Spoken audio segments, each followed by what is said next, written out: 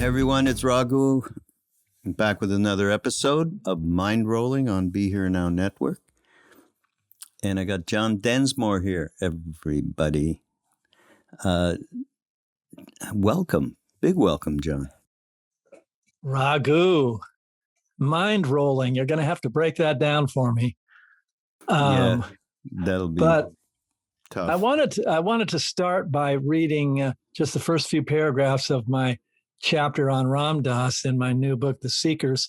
But even before that, been thinking a lot about India.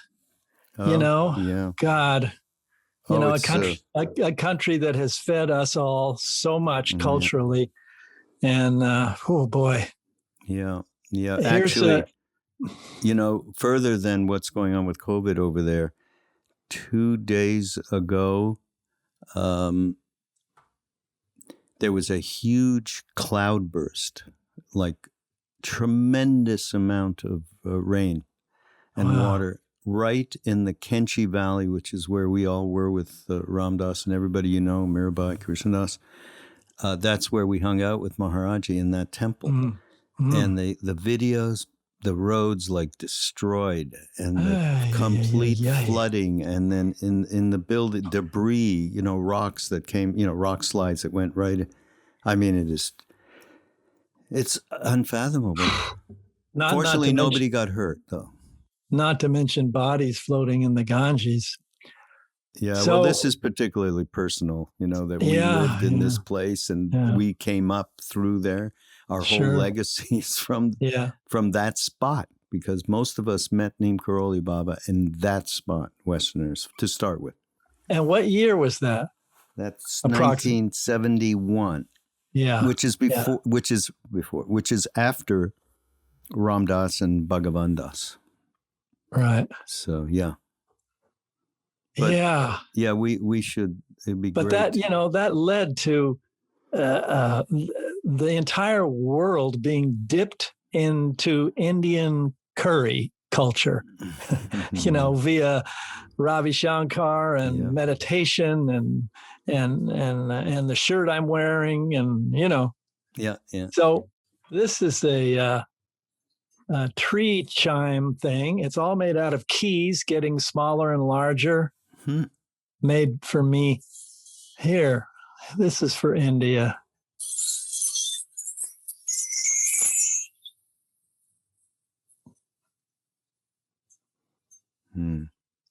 Could you hear that? Yeah. Okay. I heard it. Yeah, everybody out there, whatever, by the way, of course, with what's going on with COVID and the absolute devastation through the mother country, anybody who, if you go to ramdas.org, I think there's easily findable is a page of different organizations that are helping out over there. But any kind of help, and it's everywhere, so I'm sure everyone can find some place to give a little bit of support for what's going on there now. I did it when KD was talking about where to send dough. Mm-hmm. Oh, okay. Yeah. Or go to krishnas.com. So how have you been? Last time, it's been a while since COVID happened, but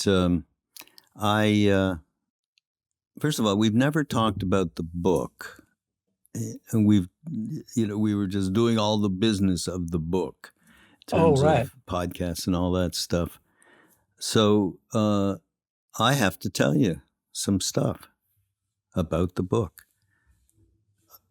A little bit of it is like reading my own story. Okay. Well, I mean, just the very beginning. Well, we might as well talk about it a little bit. Gurdjieff. Okay, that's Meetings with Remarkable Men, and the subtitle of the book is Meeting with Remarkable Musicians. But you could have said remarkable men and women. Well, gee, where do you think I got that idea? Yeah, I wonder. But you bumped into his thing early on, right? His philosophy. Well, and all I of that? I didn't know that much about him. I knew of the cult film, Meetings with Remarkable Men, with Terrence Stamp. And Peter Brook directed it, a theater director. A very eccentric film. I think the gist of it was that the characters were musicians trying to play so well that they could catch God's ear, something like that. And I always wanted to do this tip of the hat to various artists who fed me. And then I thought of the Gurdjieff title and went, oh my God, Meetings with Remarkable Musicians. That's what it is. So that helped me greatly. But so I only knew of him through Ram Dass, actually. Ram Dass used to talk in the early days. He used to talk about Gurdjieff and Ouspensky, who was Gurdjieff's student. And actually, I can't say that he got this whole witness concept from Gurdjieff, because it's certainly an Eastern concept. It's a mindfulness concept.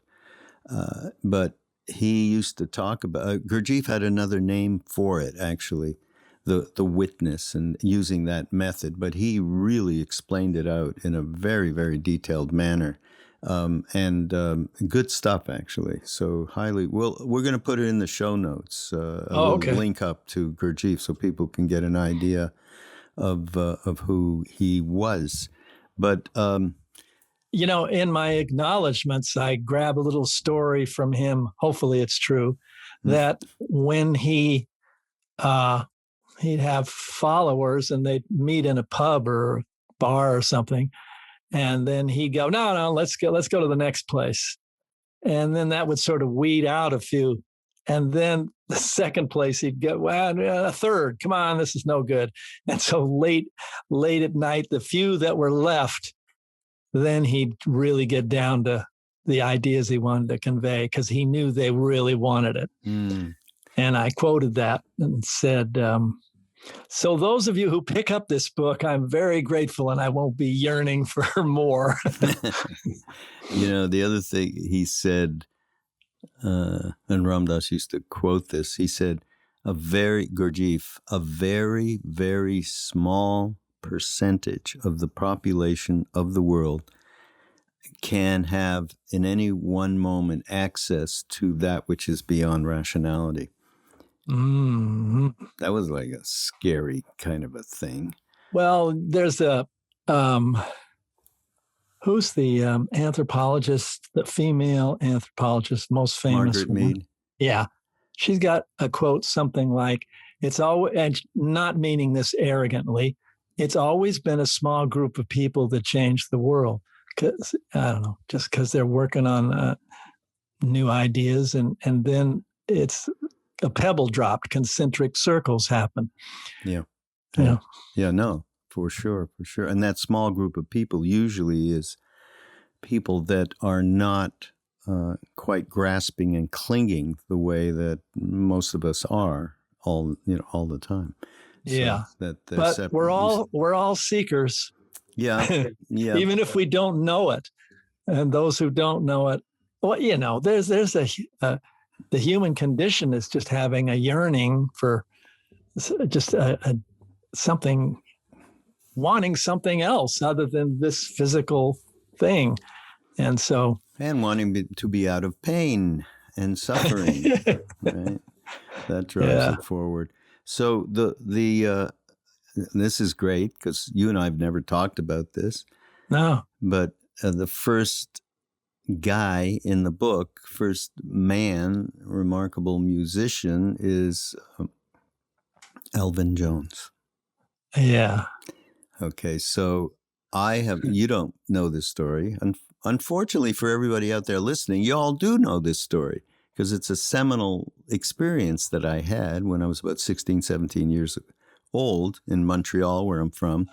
And an older friend or something, got me into a nightclub, where there was music, and it was Coltrane Quartet.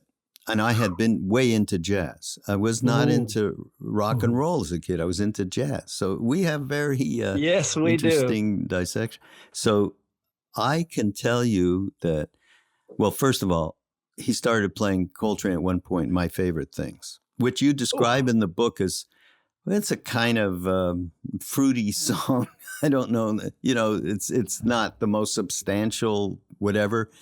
Well, he made it substantial, so much so that I had a deep absorption experience, and I had never had anything like that. That was like, and music Fabulous. was everything to me. So it was. I wasn't really putting the song down. I was just saying it's a Broadway musical. Yeah, right.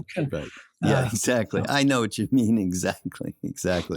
But the image that I have is watching Elvin Jones, because he had a lit cigarette in his mouth. Yeah. And he never touched it. It burnt, and I can see the ash. Somehow, how did the ash not fly off because of what he was doing? He was so balanced and so in it beyond anything that you could ever imagine. And of course, John has seen him, and out in, because you're from Los Angeles, the Manhole, right? Wasn't that? Yeah. Yeah, I got my fake ID in Tijuana. My draft card said I was 21 or something, and I was 18, and the Shelley's Manhole was 21. And the bouncer looked at it and knew it was fake and let me in anyway, because my idols, And God, I knew it was important, but I didn't know it was going to be iconic. But boy. Yeah. It's, in my chapter on Gustavo Dudamel, the conductor of the LA Phil, one time I'm backstage and Julie Andrews is there. And I just really regretted not thinking to say, hey, Julie, have you heard Coltrane's version of My Favorite Things? And if so, what do you think? That would have been interesting. Oh, yeah. That would have been really great. Oh, my. Yeah, so just talk a little bit about, share, your experience with Elvin. I mean, that. The bathroom in the Manhole was next to the dressing room. So I went to the bathroom a lot, even though I didn't have to go. Right on the other side of that wall was these guys, John Coltrane, Jimmy Garrison, McCoy Tyner. And one time there was a knock on the door, and I opened it when Coltrane was staring at me. It was like, here, and he didn't want the bathroom. I don't know. He just wondered who was in there. Maybe he knew I was his snoop. And it's interesting how when he'd walk to the stage, people kind of treated him like the parting of the Red Sea, whereas Elvin was all smiles, thank God. And, occasionally McCoy Tyner on a song called Chasing the Train, a 20-minute power rant, McCoy would leave the stage and Coltrane would turn around and face Elvin, and the two of them would just have this most primal, cathartic conversation I've ever witnessed in any genre of music. Yeah.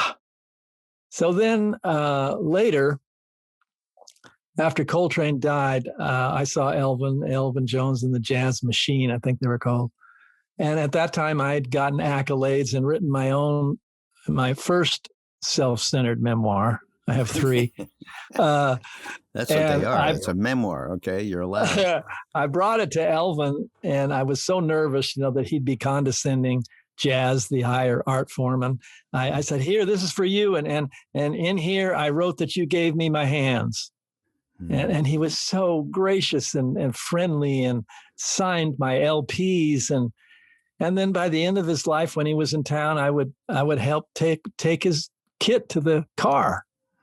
A true mentor, Yeah. And I would say he directly influenced, you don't copy exactly. I was in Ravi Shankar's school studying tablas. I don't try to play tablas on my drums or jazz in the Doors, but it washes over you and you let it affect you. And Elvin had this conversation with Coltrane, and I thought, I got to keep the beat That's the first job of the drummer. You can't mess around there. You got to have that pulse. But if I could talk to Jim a little bit rhythmically, comment or push him on what he was saying, I'm going to do so.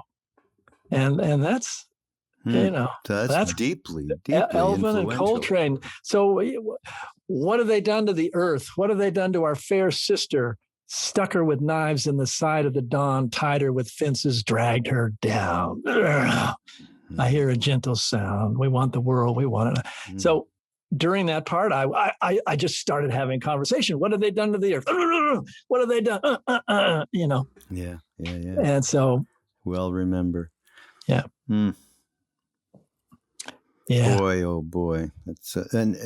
There's a great, I didn't even know you knew Shamdas, by the way. Shamdas, everybody was unfortunately left us in a horrible car accident, in a motorcycle accident in India a number of years ago. And he was with us back in the day with Ramdas Krishnas, myself, and Mirabai Bush in India with Neem Karoli Baba. So I didn't know him, but you didn't know him through Arjun.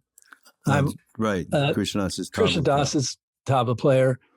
He quoted him about rhythm, something about rhythm, and I used that quote. Yeah, no, it's fantastic. I got it. He used to say that you have to worship the tal, the time. Right. In Hindi, and always have your awareness on where the one is. And you said Elvin did that and could still churn rhythms out like an egg beater, serving up multiple meals within every 4 bars. And he did it with a big smile. Oh, and I also said somewhere right around there that it seemed like he was going to fall. He was so loose and polyrhythmic, it seemed like he was going to fall into his drum set. But as you said, he had this balance that even kept the cigarette going, Yeah. And let's talk about the tal.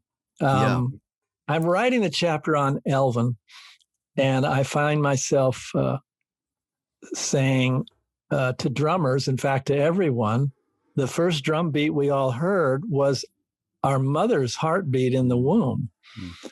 So, whoa, that's important. Then I later realized, that's why I have my mom mixed in here with Lou Reed and all these people. And so, we were in there in the womb. So our little heart had already little polyrhythms against our mom's big rhythm. And then there's the Native American drum. They say it's Mother Earth, what they're trying to do. That's the reason we all dance and groove to music, because we're trying to get back. It's to the birth canal, to the homeland security, Oh God. All right. Well, this is, I was going to do this later. Okay. But I got to do it now because it's a perfect segue. And the other love that you have, that I have as well, is poetry, right?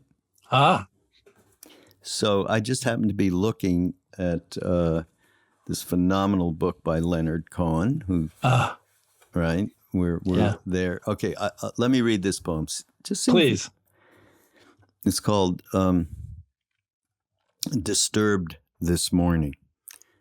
That's what I was so disturbed about this morning. My desire has come back, and I want you again. I was doing so fine. I was above it all. The boys and girls were beautiful, and I was an old man loving everyone. And now I want you again. I want your absolute attention. Your underwear rolled down in a hurry, still hanging on one foot, and nothing on my mind but to be inside the only place that has no inside and no outside. Come on. I'm blushing, Raghu. I know, and everybody out there, I'm going to get mail, but it's Leonard Cohen, okay? The finest lyrical love poet in our generation. Yeah. But, I think he's the one guy Dylan kind of looks up to and as a mentor, Yeah, no, absolutely. Of course, And he's from Montreal. So when I was growing up, it was all about worshiping Leonard, right? He was older. Yeah, yeah. And he's helped me greatly. And I've quoted him several times.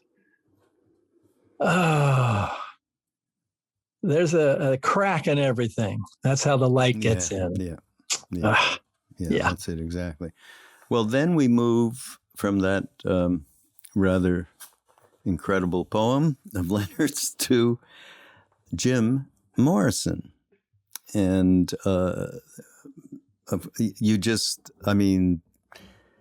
this is obviously another quote unquote seminal part of my life, which was going from Montreal, heading out to California in the late 60s.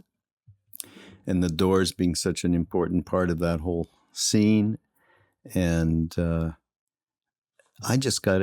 so obviously there's some wonderful stuff in here about him, but he was a very complex person, right? Can you just talk about that complexity and your relationship to him? Yeah. Creativity and self-destruction don't always come in the same package, but they did with him and Janis, those are the two cautionary tales in the book. Oh boy. But the idea was that Jim's in Ray Manzarek, our keyboard player's garage, and Ray says he's our new singer, but he's never sung before. I'm thinking, great. He's real shy, and and the baritone had not developed. I thought this is not the next Mick Jagger. But I love playing music. I'll jam with these guys for a while. But then Ray hands me a crumpled piece of paper that says, "Day destroys the night. Night divides the day. Tried to run, tried to hide. Break on through to the other." I'm like, holy shit! I can drum to that right now. The idea is to put poetry in rock and roll. I'm down, And so, yeah. So it just happened. I mean, each of us individually had been studying our instruments a long time. Jim had read every friggin' poetry book and Nietzsche and all this stuff. What did he say? His life was like a bow pulled back 22 years and let go. And that was the Doors' career. And so in those rehearsals, he'd say, gee, I don't know how to play a chord on an instrument, but I have all these words, journals, poetry, and I even have melodies. How do we write songs? So really? Yeah. So we, he would sing a cappella and we'd say, stop. I think it's a waltz. Okay. F sharp. All right, go, or whatever. So he said he heard a concert in his head. He had to get it out, but no skills at all, but gifted as hell. Amazing. So, yeah. And you talk about the end. I mean, now I'm not sure everybody who's listening, if you haven't heard the Doors albums and some of these songs are very iconic, then we're going to set that up as a link as well, because it's a piece of history, and but beyond that, like this song that you talked about here, "The End," right, and how it is such an incredible trance-like thing that it puts you into, that whole section with just the music, and then him just going off. And right. Let me tell you how that evolved. First, Jim sings it to us a cappella. This is the end, beautiful friend, my only friend. And it sounds like a love song, a beautiful love song. But at the time, we were then experimenting with legal psychedelics, but kind of realized that it's a little shattering on the nervous system. Maybe meditation, that sounds cool. And Maharishi was in LA. This was about a year or so before the Beatles. But it's interesting that the Beatles were doing the same thing. There was no internet. We didn't know what's going on over there, but they also are experimenting with psychedelics. They get into meditation, which jumpstarts the whole Indian culture. And Ravi Krieger, the guitar player, and I go to Ravi Shankar's school of Indian music. And, I didn't know that. That's amazing as well. Oh, yeah. Oh, boy. Not just for a few months in between tours. Yeah. But my God, I mean, we sat on stage with him at Royce Hall and, talk about transcendental. My God. So Rabi says, hey, let me try and tune my guitar to Indian sitar tuning. That's where the trance comes in the end. Oh, yeah. That and we all knew ragas were like 10, 15 minutes long. And we love the idea of breaking the 3-minute pop barrier, pop music barrier, not pot barrier. Yeah, I broke that too. Probably, yeah. And so we started doing this drone thing. And then so that whole middle section was like a sonic bed for Jim to lay on with poetry, any poem that comes to mind, So that's where all this Ride the Snake and all this out there stuff, subliminal, subconscious, Oedipal, wild stuff. Did he? And that evolved over time in clubs. Yeah, so he would do different poetry in that song in a different place, time. Well, in that middle section, the droning, he would do whatever. Yeah, after a while, he sort of stuck to some ones that he liked that fit nice and. Yeah. Yeah. Wow. But in terms of just being a band back then and being young, having, he was very unpredictable. And that probably is a wild understatement. Yeah. I had a headache and a skin rash for years, It's like I knew we were doing stuff that was pretty good. Maybe it'll last. I could pay the rent for a decade, maybe. And here I am with you with gray hair, and it's 50 years later. But that unpredictability was enticing to the audience and the band. Is he going to be quiet tonight, or is he going to jump all over like a lizard king? Who knows?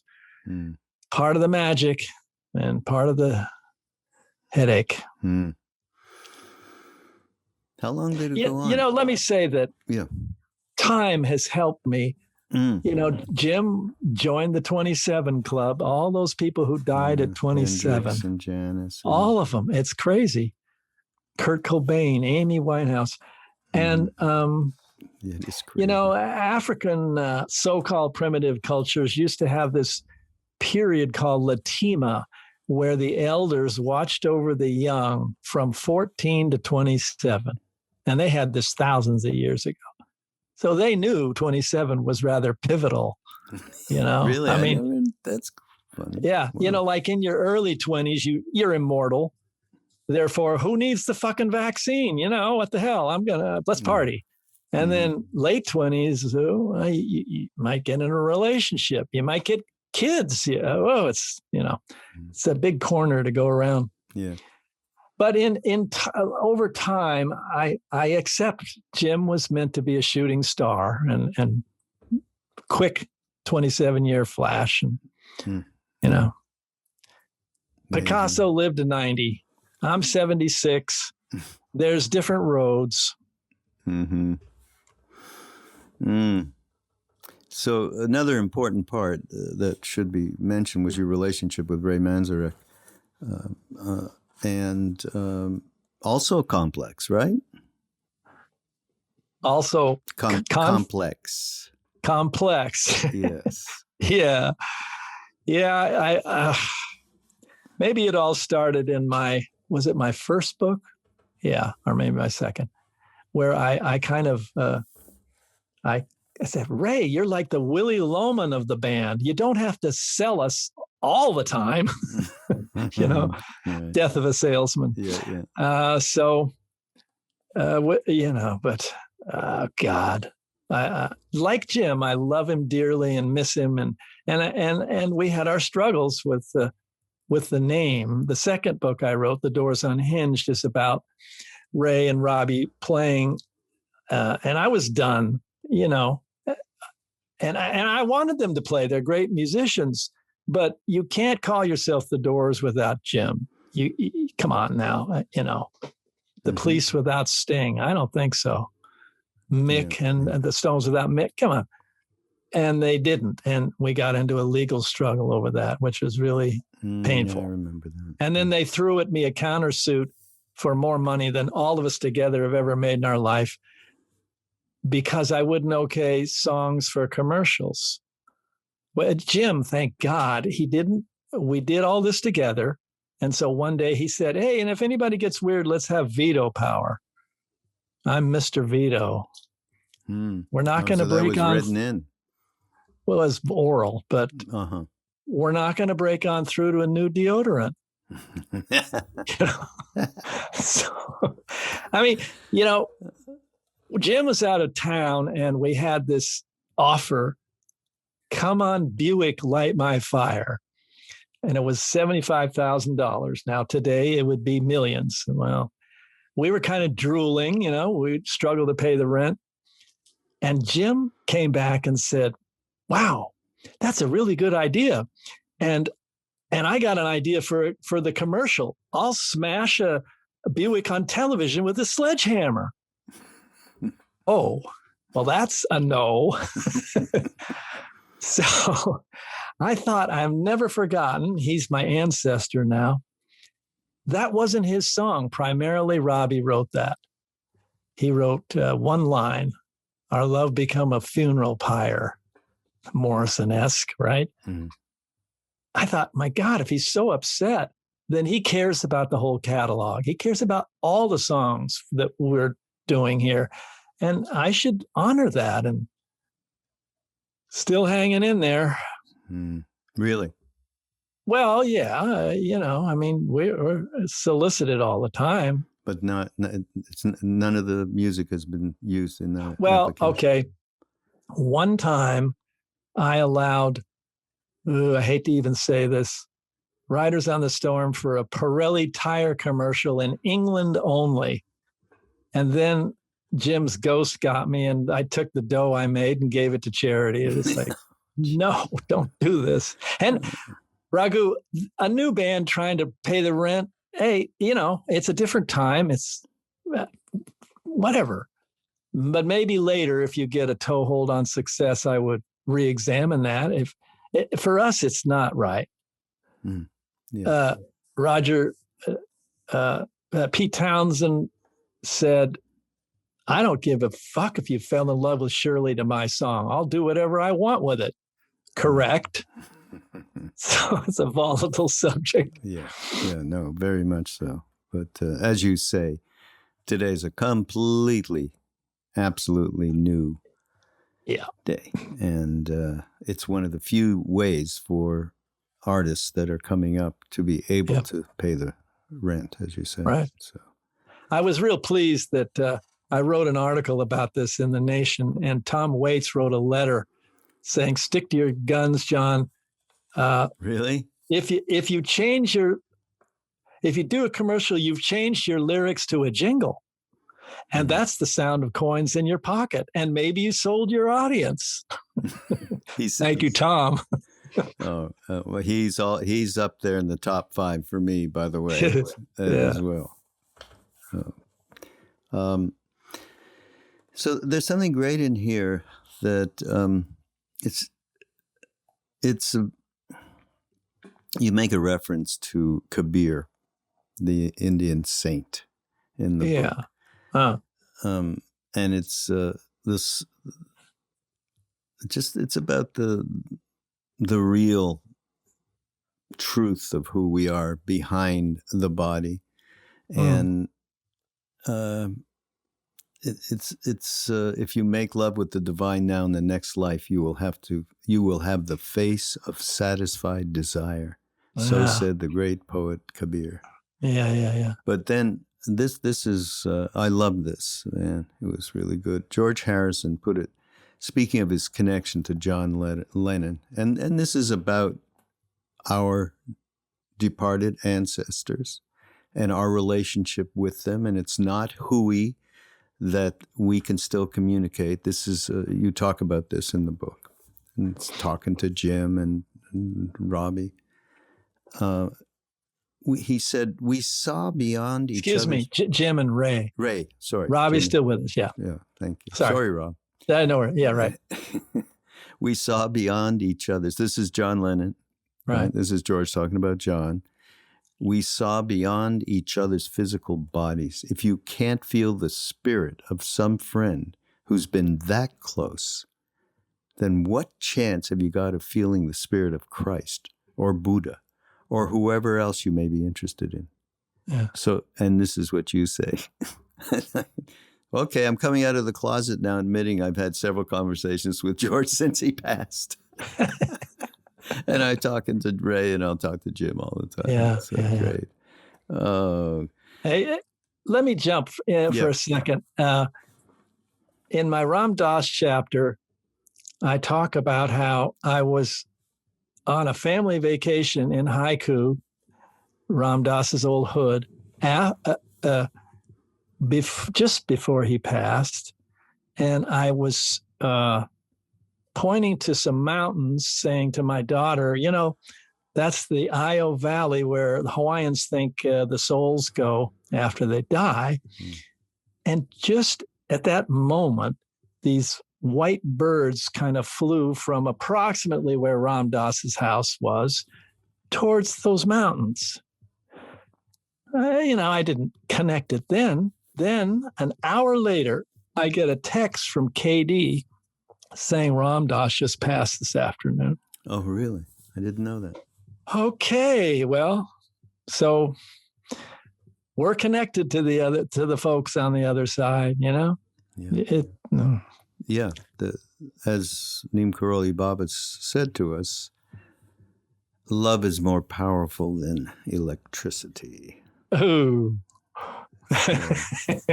And in this, you also say, you talk fairly frequently in the book, or somewhat, about, we really have so much in common. God, take God, the word God. You were like, I don't know from God, right? And it makes me twitch a little. Yeah, me too. You know what I call it? That thing there, which is in Montreal. I had lots of French, Quebecois friends. Oui, c'est ça. And they, maybe at one point they were speaking, I spoke French, but not well enough to really get into that kind of deeper conversation, shall we say. Uh-huh. And they were explaining something to me in English, and they get to the point they couldn't get the right word. And they, that thing there. And they point, wherever that thing there. And that points to the whatever we want to call that. So that's my God. So we're both in the same thing. Great reference. Yeah. I think I call it the mystery. I believe in the mystery. Yeah. And you say that. And that's also a favorite term of mine, the mystery. And honoring it and making friends with it and so on. And for us, like meeting Neem Karoli Baba was like, in a funny way, meeting the mystery, because there's no way we could understand a being that has no subject object, for instance. Okay, we don't meet people where there's not a you and a me. That's not, and so that mystery, wonderful term, and it's because we don't know what happens after we leave this body. We have a lot of evidential stuff I myself have experienced where people either remember or, you're with them, and like the Karmapa. I think Karmapa is first. There's a Dalai Lama, then the Panchen Lama, and the Karmapa has been incarnating for 18. It's the 17th now. He's maybe 38 years. He's phenomenal, by the way, everybody. We're going to put something about Karmapa because he's someone who works so hard to end the gender bullshit that goes on in monasteries, meat eating, giving really great practical reasons, not spiritual, quote unquote, reasons. And then the environment. He's a phenomenal leader for Next Gen. So, Karmapa's 17th. And we'll link that up as well. But I met him, and I had met his predecessor, the 16th, in L.A., actually, 1980, 81, in what's called the Black Hat Ceremony. Anyhow, when I did meet the 16th, I totally got near him and put the scarf, how the Tibetans put that silk scarf on you. Yeah. And I totally, absolutely went, oh, my God, it's the same ineffable thing that I felt with Neem Karoli Baba, the same thing. So I was blown away. Then, fast forward to about 6 years ago, I met his reincarnation, the 17th. And I had an experience. Holy shit! That's something that went from one thing to the other is real. Wow. And I had that deep experientially. So, can I connect to all that? I mean, I was raised Catholic. Gulp, guilt and sin and whatever. Oh, we didn't have anything like that, Jewish people. No. And I meet Maharishi, and there's this palpable love vibe, and he's not wearing black with a tight collar. And it just blows my mind. And, in the chapter on the Dalai Lama and meeting him, I'm kind of teary and sitting next to Ram Dass. I get a sort of Shakti hit. There's something going on here. That you don't know what it is. Do you? Mr. Jim. Oh, yeah. And that's mystery. That's why honoring it and really allowing it to be, because it's all of the manifestation. It's not just nicey, comfy, Yeah, right. Thing. So, okay, we have somebody else, of course, we both love and who's probably the most enigmatic of any of these artists that are in the book, musicians, Van Morrison. And oh, Jesus. I knew exactly. Okay, tell the story. I knew exactly. Well, there's that, but I mean, have you heard about his new album that just came out? No. Oh. What? Oh, you're going to get real disturbed. Oh, no. It's kind of a lot of alt-right stuff. It's what? Really. No, don't kill me. Yeah, I know. Yeah. I mean, lyrically? Yeah. Oh, Jesus, that's the worst thing I've heard in months. Yeah, I'm sorry but we have it. We have, all right, with all my struggles with Van, I was angry at him. And then I'm in the car and I hear, we were born before the wind, also younger than the sun, and the Bonnie both is one as we sail into the mystic. I mean, thank you. I mean, that's a gift. That's, even with all his, All right. So we're the house band at the Whiskey, and Vim is coming to town, the writers of Gloria. We're real excited. We used to play Gloria in our set. We took it out so we wouldn't trample on the originators.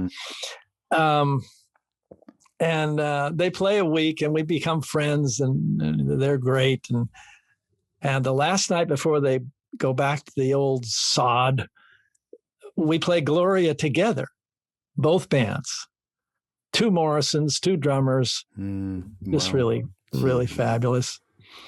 And then, Van goes on to just write Astral Weeks, like the most brilliant album in my shelf. We're in the same, again, it's same unbelievable, page. Yeah, link it. Let's link that up, guys. Astral Weeks. So cut to a few years back, I get a call from his manager saying he's playing Astral Weeks, but the first half is oldies and going to close with Gloria before intermission. Would I sit in? Yes. So I go down there to rehearse, and it's great. About 15 musicians to do all of Astral Weeks. Van doesn't seem to be around, and we start playing Gloria, and it's I know the song. We're having fun. It's all smiles. And then somebody says, well, we might do a Bo Diddley section in the middle. I went, what? I should know that. Well, it's up to Van. Well, where is he? In his dressing room. Well, and I could tell they were kind of afraid of him. I said, well, I'll go ask him. We hung back in the day. So I go knock on the door, and he's on the phone, and he says, do whatever you want. I said, okay.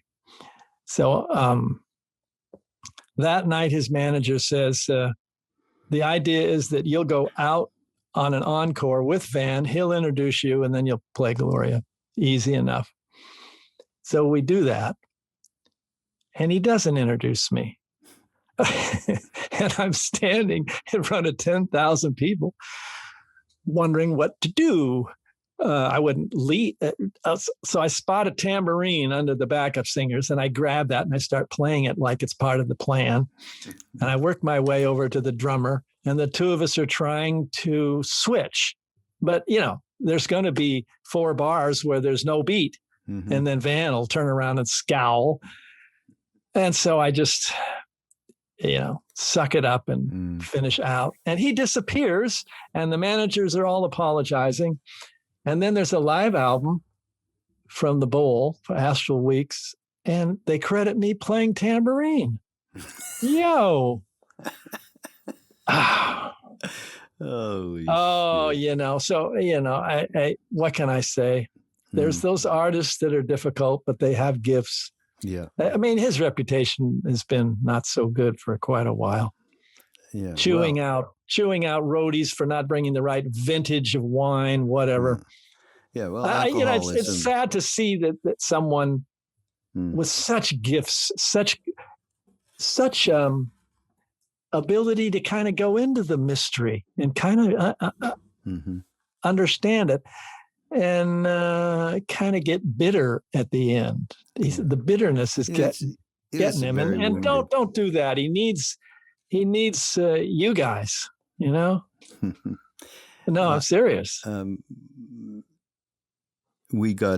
have my own story. He with him, because when I was running the radio stations, when I first met Ram Dass, and we put on a big outdoor concert, and he was a headliner. And unfortunately, somebody that I had hired, just roadie kind of thing, went into the green room and started playing his guitar, took it out. Just a stoned hippie. He went in, found that. I'm leaving. Yeah. Right. Screw you. I don't care. Fortunately, at the time, I had this beautiful Indian girlfriend who was with me when I was trying to mollify him.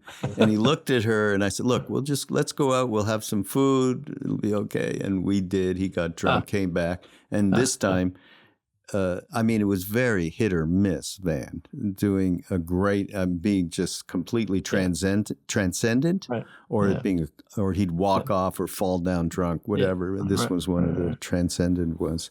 But Jesus, I'm still stuck on the new record. So okay, I'm not gonna go there. Right.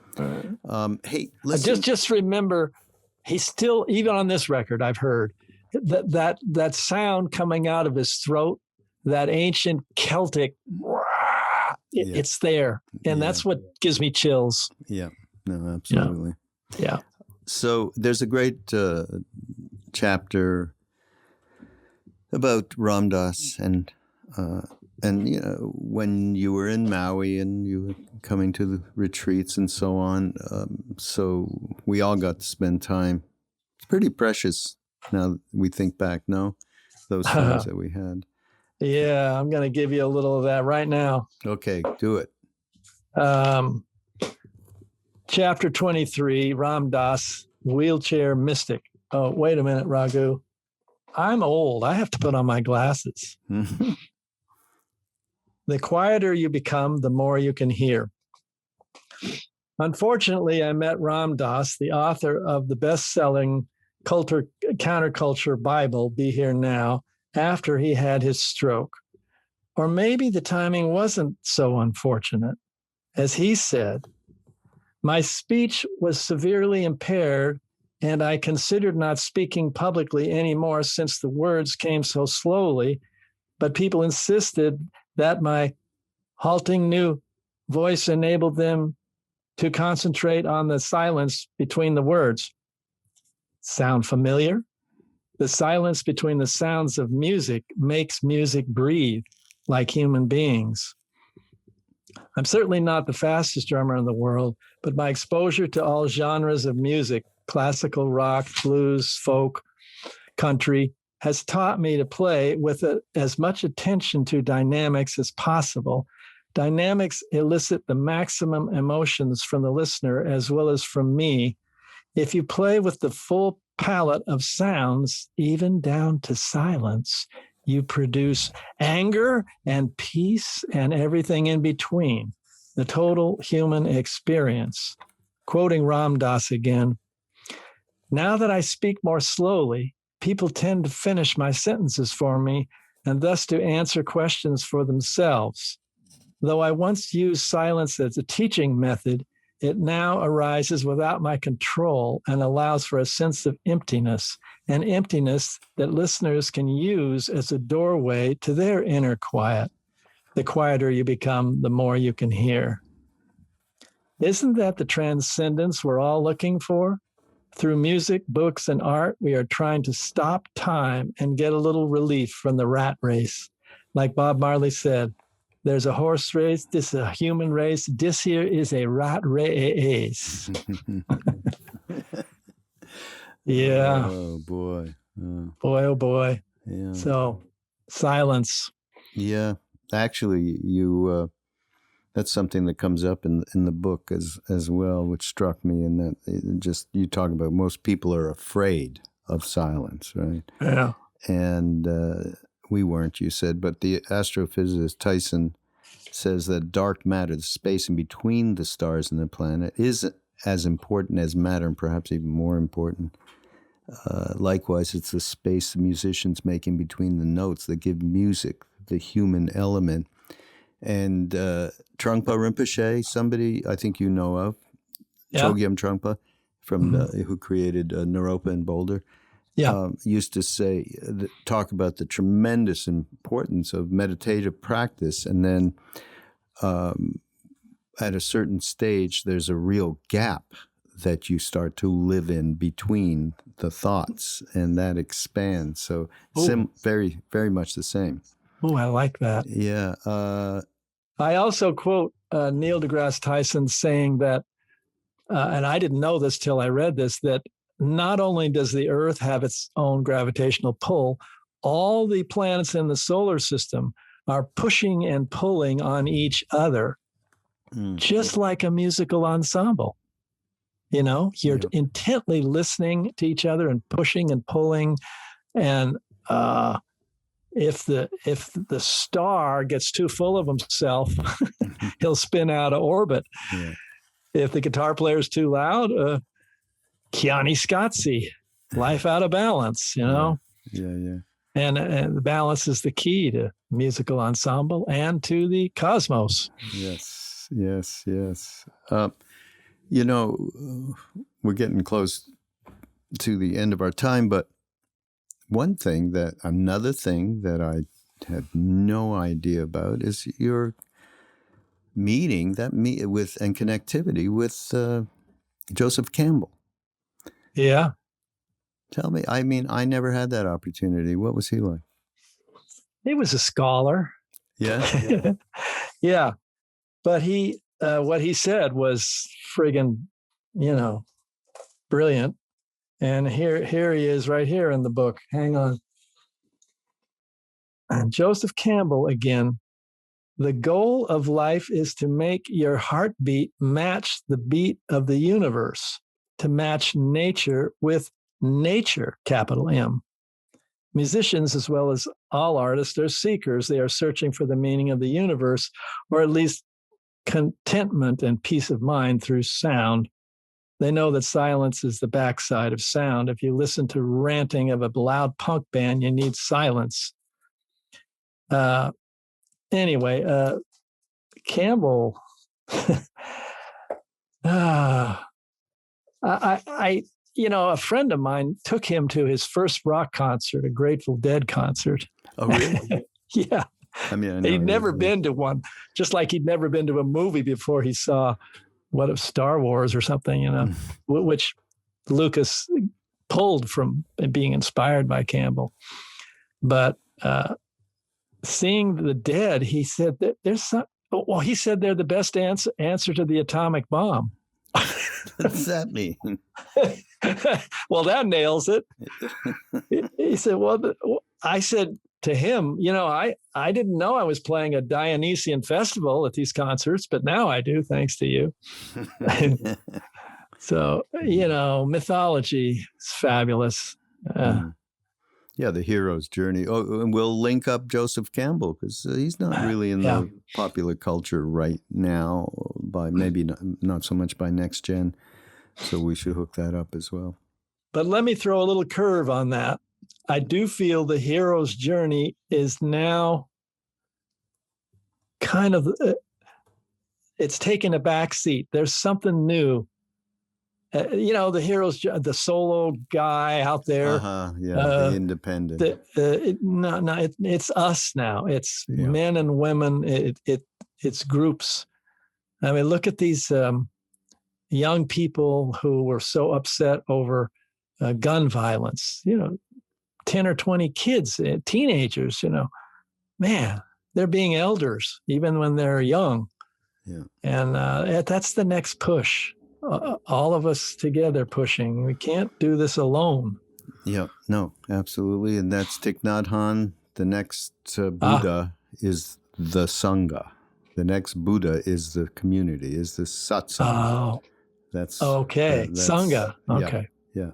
Thank you for that. Yeah. But as far as the hero, there is also a case to be made. The inner hero. The hero that reflects what Ram Dass has talked about all these decades, which is service. Yeah. Right?